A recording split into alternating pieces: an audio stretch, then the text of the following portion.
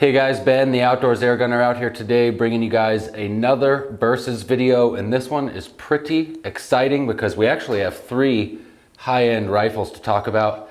Rick? Yep. We've got the, well, this is the FX Streamline. Now, kind of interesting how I got my hands on this. I had a gentleman email me, he wanted to trade this for a big bore. So I traded one of my big bores out.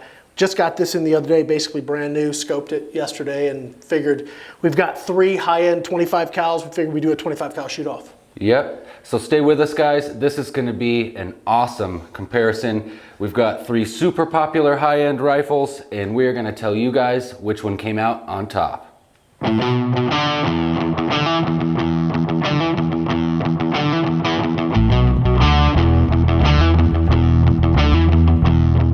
Okay guys, so as with all of these versus videos, we compared the guns on sort of three main categories, and then we're gonna also go over with you guys some of the just kind of subtle differences in what makes each rifle what it is and where they maybe have a disadvantage or an advantage.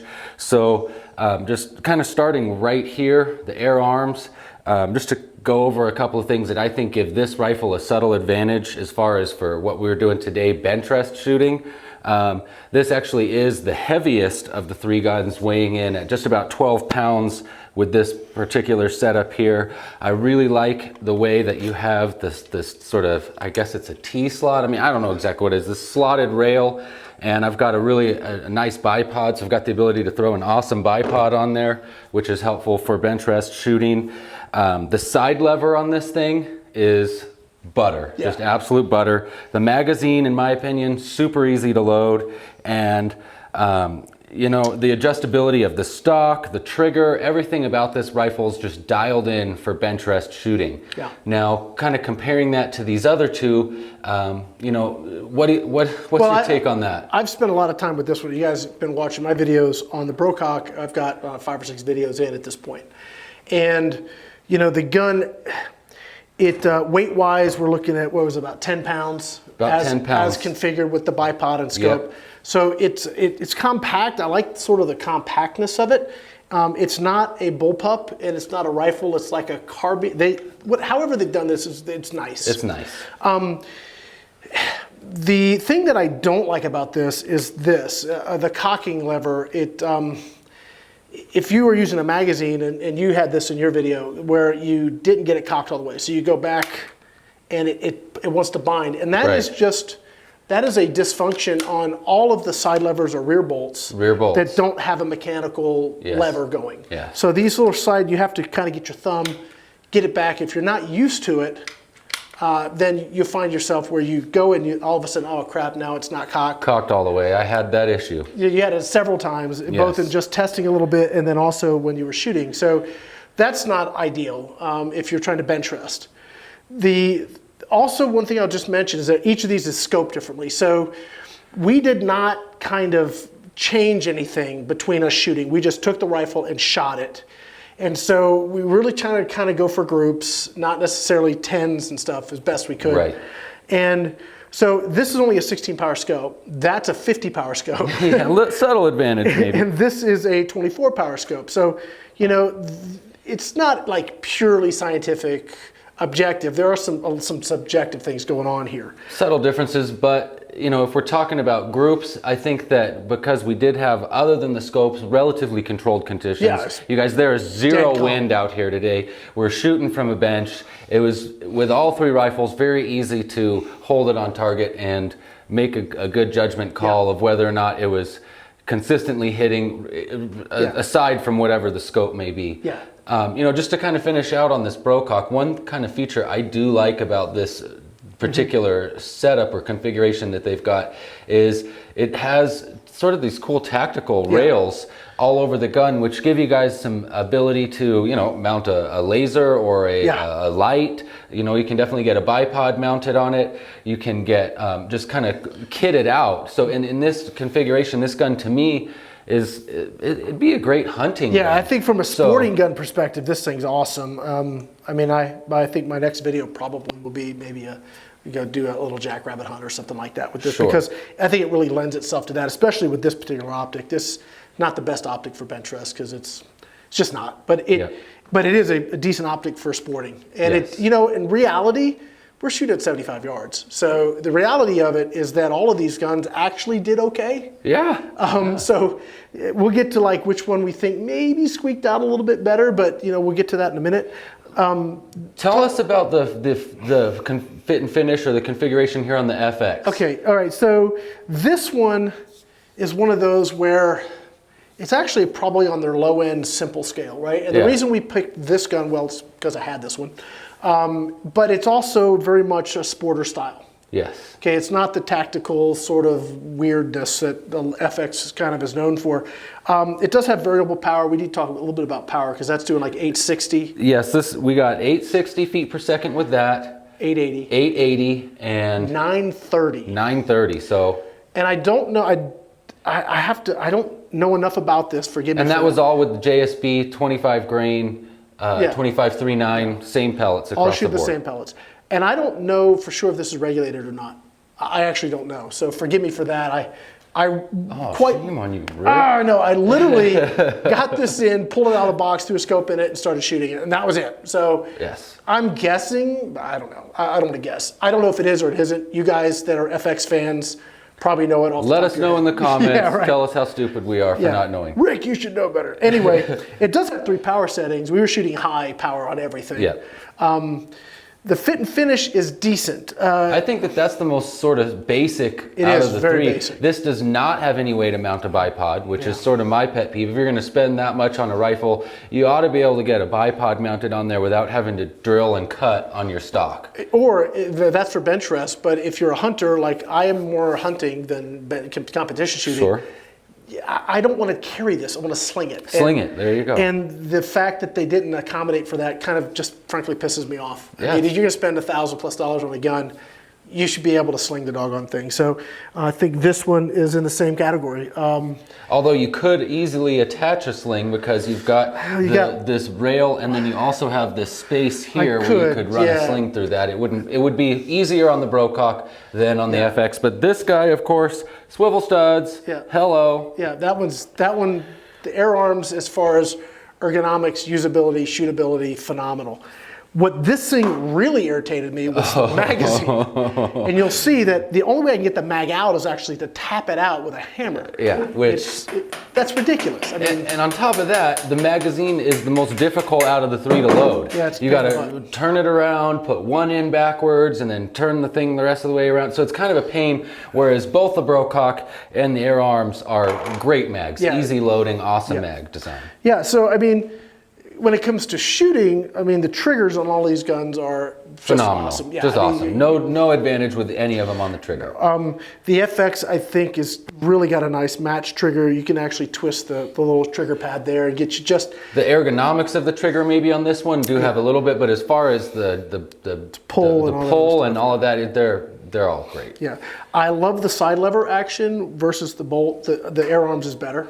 This is decent, but I think... It's a little bit clunky, it's just not as smooth as the Air Arms. The Air Arms is, like we say, butter. And I think it's because the Air Arms has more mechanical advantage. It's a little longer, so you can almost do it with your pinky. And it's like, I mean, this is good, and it's certainly better than, and obviously you can decock it, it's better than the bolt by a mile. Yeah. This is a pretty decent gun. Now, when it came to shooting, I mean, that's where things got a little bit interesting because the Brocock, they have a version of this with a longer barrel, and I think when you get past 50 yards, you probably want that longer barrel. I think this, is that the sniper? This is all they're all the snipers, but there's a sniper high power. Sniper high power. And if we switch the barrel, and that's going to be my next phone call to Precision Airgun Distribution, I'm going to call those guys and say, I need the long barrel because if I'm going to be showing people 75 and 100 yards, I think you need that to really see the consistency because out of all these guns, this one had the largest group. It wasn't bad by any means, by any stretch. Let's start with the Brocock first. So that's was the worst, if you want to say worst, and that ain't bad. I mean, Ben, you shot the top group. Yep, I shot the top group. Wandering a little to the right, but my group there is pretty near all but one shot inside the 8-ring. Yeah, inside the 8-ring. I mean, and this is maybe on the border, so I'd say 2 shots. If you touch the 8-ring, it counts. Okay, I'll give that to you, Rick. So I mean, that is, if it touches the ring, it's the next number up. So I mean, as far as group size, I think they're just about identical. I might just squeak you out by a tenth of an inch. Of course your squeeches out, Rick, right? Oh, you have your own shot group you can talk about here in a minute. So. But I'm thinking, you know, if you guys aren't trying to shoot like competitive from the bench, if you want to get a rifle, take it out, do some hunting, 50-yard fun shooting, I mean, that's a great option. Yes. And if you like the style, I mean, a lot of this is going to come down to subjective. When you get to rifles in the 1,000 plus, and all of these are 1,000 plus. Yes. Okay, so the Streamline is actually one of the lesser expensive ones. Yeah. But when you get to that level, they all better freaking shoot good. Yeah. And they all do shoot good. So it's, do you want something a little lighter? Do you like a sporter? Do you like a tactical? I mean, they're all going to do good. Yeah. I mean, the brand, it comes down to sort of personal preference and what kind of things you like. I really like the air arms for everything it delivers. I like the weight.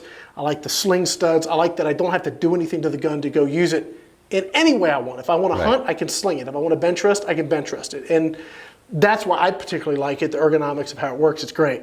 But that's my preference. Maybe you guys like the Brocock for you know, if I was going to pick one for hunting, I would probably pick the Brocock. Oh, I would too. Because it's a little bit, you know, the form factor, I think, to me, would be an easier gun. It's not as long. You could, you know, slink through the trees, and it being not a bullpup, but sort of a bullpup, it kind of is a little bit easier to take off the shoulder standing shots than with something heavy like this. You'd really want to have like a shooting stick or something underneath it to get a good steady shot. So again, that stuff's very subjective. It's really hard to quantify this one's better than that one, and that's really not what this is about. Preference. It's a lot of we want you guys to know what these guns can do, and you know, things to look for and things to watch out for.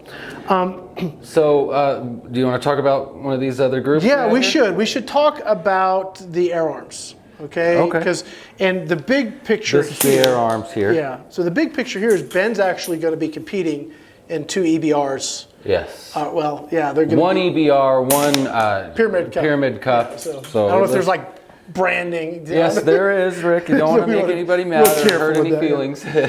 So he'll be the Pyramid Air Cup competing at 100 yards. Yes, I will. And he'll be at EBR doing the 75. 75, hopefully getting to the 100. Yes, hopefully. So he's been really working actually with the 22 caliber air arms. Yes. And one of the reasons he came here was to see which is going to be more consistently better, the 25 or the 22.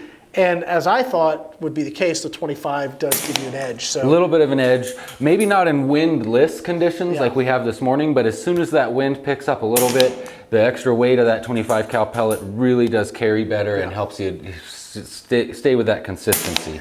As far as the group went this morning, I mean, you guys can see I had like nickel size group there, and then I had these 3 sort of, I don't want to call them flyers because I know they were my fault, and really what was going on is the sun at that point in time was like shining right into my eyes and was really making it difficult to get the right eye relief, and I'm sure that had something to do with it. So if you take those 3 out of the equation, I mean, that's an amazing group right there. And I've also shot like quarter size groups with this at 75 yards. So the air arms, it really comes down to the shooter at that point, and probably all of these guns really come down to the shooters for the most part. And I mean, as far as scoring on your group, Rick, you got a great score. You were all 8s, a couple 9s, and maybe a 10 or 2. Yeah, I've definitely got at least 2 10s and a 9, and the rest were all 8s. So for a guy who doesn't shoot competitively, that ain't too shabby. No, that's great. So I mean, for me, it's tough to really say who's the winner. You know, if we're looking at these between this and the FX, I mean, that group I got with the FX was pretty epic. Pretty epic, dialed in. But it's not that I have never shot a group that good with the air arms. And then same thing, I mean, your group with the FX was maybe a little better than your group with the air arms, but, you know, by a fractional amount. Yeah. Yeah, I mean, it's really, it's an oddball thing.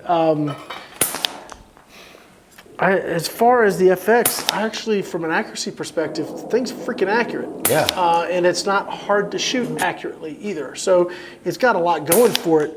I don't like the stinking magazine, and that's almost enough to make me go, that's where I would spend a little more time with this and get just better with this. So, you know, I don't know. It's kind of a toss-up. I mean, if we were to kind of shoot again and get really serious about, all right, let's go for score, I think those guns are probably going to be about equal. Yep. And in reality is In reality, I think you're absolutely right. I think it would be a very close tie between these two, the FX and Air Arms, Yep. and they would both have a slight advantage over this configuration of the Brocock. Absolutely. Maybe that longer barrel you're talking about would even the score just a little bit. I think that would make a big difference, and that's going to be my next call, is to really say, all right, I need the longer barrel, because if we're going to shoot 75 and 100 yards, that's a must. So the short configuration from a 50-yard and a hunting perspective, and really, if I'm hunting prairie dogs, they're done. They're done. Yeah. Would hit anyone at any time at that range, no problem. So, you know, like we've all saying, it's so subjective, but objectively, I mean, I think we're looking at the Air Arms, the FX really produce some good groups. Yeah, and you know, just because I like to kind of distill it all down and kind of give you guys a winner, at least in my opinion, I gotta say the Air Arms wins, because it's I think just as accurate in our testing as the FX would be, except the usability and the fit and finish of this configuration here has it hands down over the FX. I mean, come on, we do not have to pound the magazine out of the gun with a hammer. with a hammer, and that to me was sort of like, okay, this gun wins. Yeah, I think that really is it. And you know, I'm sure that you guys might have a different opinion. You might have a different experience. This might be our gun has a tighter clearance than some of the other guns. You know, I'm sure that could be the case. I've got an FX Boss, and it's actually hard to get that magazine in and out too. And the other thing which I need to really mention too about the magazine, and I forgot until now, this is another reason where I just have to go lean myself, also lean to the Air Arms. The magazine is so high. Huge. You have to have these high scope mounts, and then you're getting the barrel up above the bore line, or the scope, I should say, up above the bore line. And I couldn't use traditional high mounts. I had to go find special mounts because the traditional high mounts were not high enough. We're not high enough. So, I mean, you almost have to use a riser to clear this. I mean, if you're using a scope that has any sort of,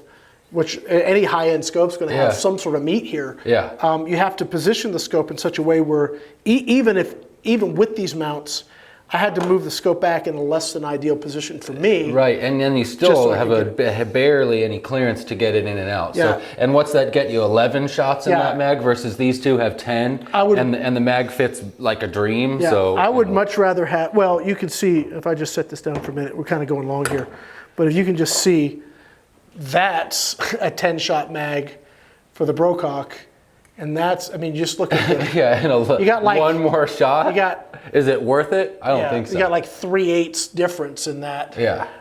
So this is not ideal. It just isn't. And so that's why I'm going to also agree with you, Ben, going back to the fact that when you're looking at all the the different features and stuff, I think the Air Arms definitely comes out on top. Yeah, and you know, not that I doubted the Air Arms at all, but I was somewhat surprised because I've heard a lot about FX. This is the first FX I've shot, so I really thought, oh man, this is going to be a tough call. But you know, Air Arms did it again and came out on top. So, anything else you want to add to that, Rick? No, I think that's basically it. You know, I thought this was kind of a cool video for shooting gear reviews. I thought that was pretty awesome. Absolutely. 25 caliber challenge. If you guys like these kinds of videos, you know, the kind of versus challenge, that kind of stuff, you know, let us know and shoot us some ideas, because we're looking for ways to kind of do something new with the channel and have some fun with it and give you guys some content that would be really useful for you. So yeah, absolutely. That's what this is all about. Nobody sponsored us to make this video. No. This was just our idea,